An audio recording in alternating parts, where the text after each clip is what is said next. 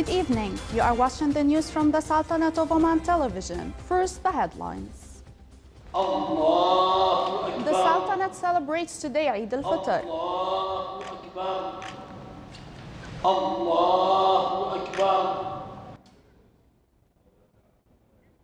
A number of Arab and Islamic countries also celebrate Eid al-Fitr.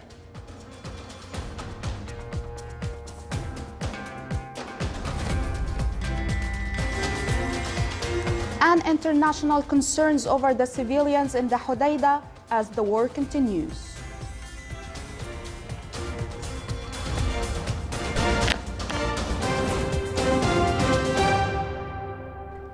Those were the headlines. Now for the news in detail. The Sultanate today celebrated the first day of the blessed Eid al-Fitr. His Highness Sayyid Fahd bin Mahmoud Al Saeed, Deputy Prime Minister for the Council of Ministers, this morning performed the Eid al-Fitr prayer at Al-Khor Mosque in Muscat. Along with His Highness, the prayer was also performed by a number of Their Highnesses, Their Excellencies, the Ministers, Advisors, and senior personalities. Honorable Sheikh Dr. Ishaq bin Ahmed al-Busaidi, Chairman of the Supreme Court and Deputy Chairman of the Supreme Judiciary Council, led the prayer. He also delivered the Eid ceremony in which he highlighted the values of prayer, fasting, Holy Quran recitation, solidarity and unity among people. Then he requested Almighty Allah to protect the country, to preserve the Sultan, and to return this and similar occasions on His Majesty with health, happiness and long life, and for Oman and all Muslim countries with good amen and welfare. In the Governorate of Dhofar, His Excellency Sayyid Mohammed bin Sultan al-Busaidi, Minister of State and Governor of Dhofar, performed the prayer of the blessed Eid al-Fitr at Sultan Qaboos Mosque in Salalah. The prayer was led by Musallam bin Ali al-Mashali, Imam and preacher of the Sultan Qaboos Mosque in Salalah.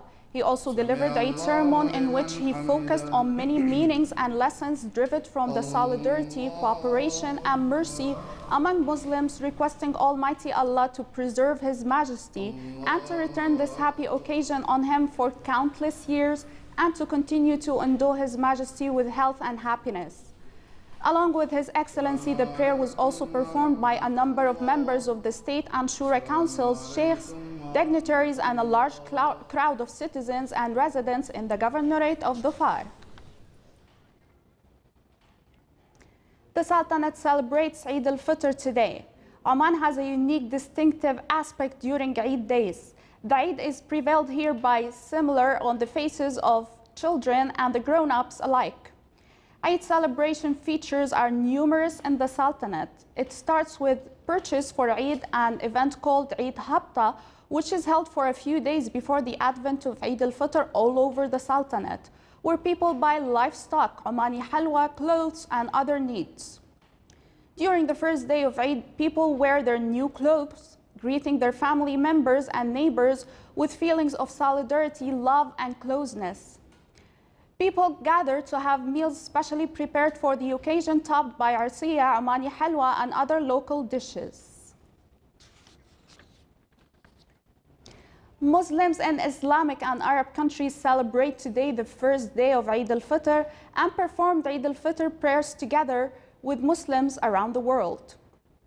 Palestinians performed Eid al-Fitr prayer in Al-Aqsa Holy Mosque compound as millions of Muslims in Algeria, Egypt, Syria, Jordan, Iraq, India, and Indonesia gathered in mosques and public areas to perform their prayers.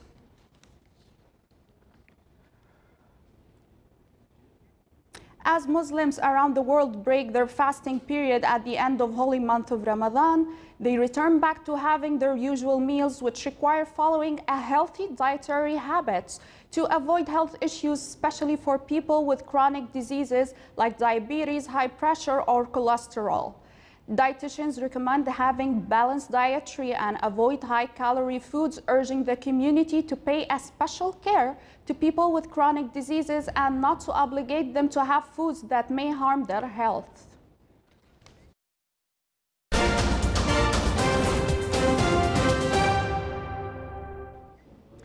Forces from a Saudi-led coalition were poised to enter the airport of Yemen's main port, Hodeidah, today as the Arab alliance prepared to seize the city in the biggest battle of a three-year war.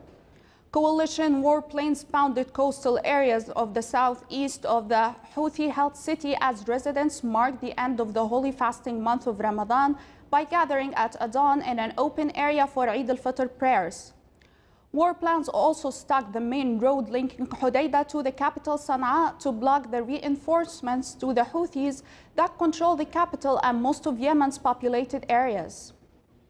The United Nations, which says the war has created the world's most pressing humanitarian crisis, is struggling to avert disruption to Hodeidah.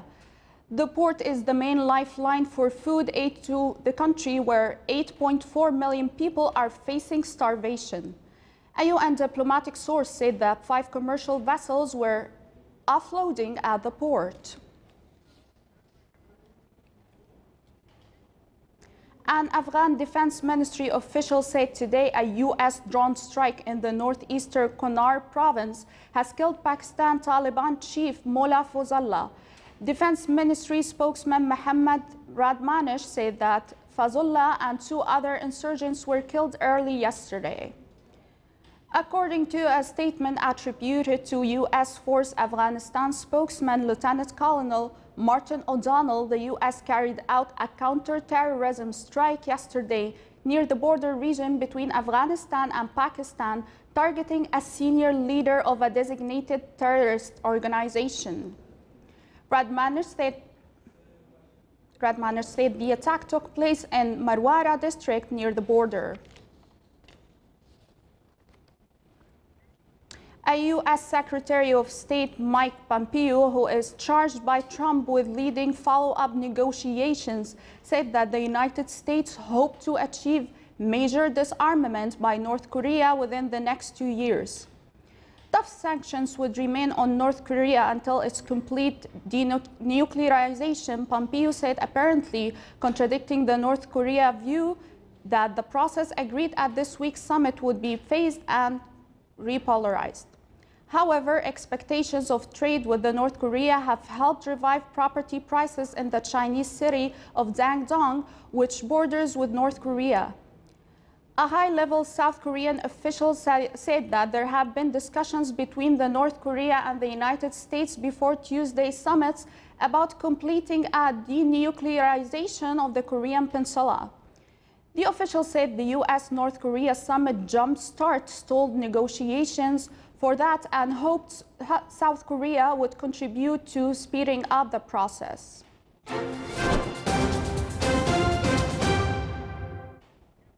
Now for the general weather forecast around the Sultanate. Clear skies will prevail over the Sultanate with chances of low clouds and fog late at night and early morning over the governorates of South Sharqiya, Dhofar and Wusta. Winds will be northwesterly light to moderate. Seas will be slight with a maximum wave height of 1 meter.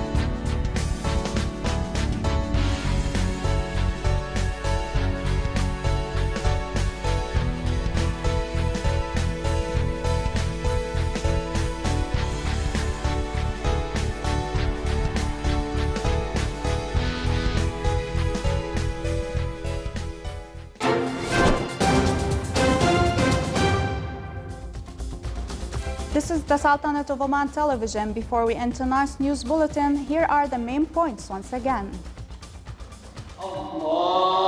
The Sultanate celebrates today Eid al-Fitr.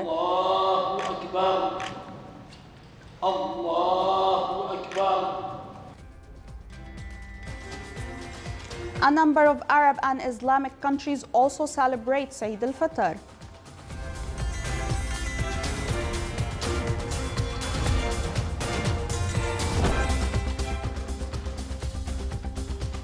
And international concerns over the civilians in the Hodeidah as the war continues. With that, we come to the end of tonight's news bulletin. From all of us here at the newsroom and the studios, thank you for watching. Eid Mubarak and good night.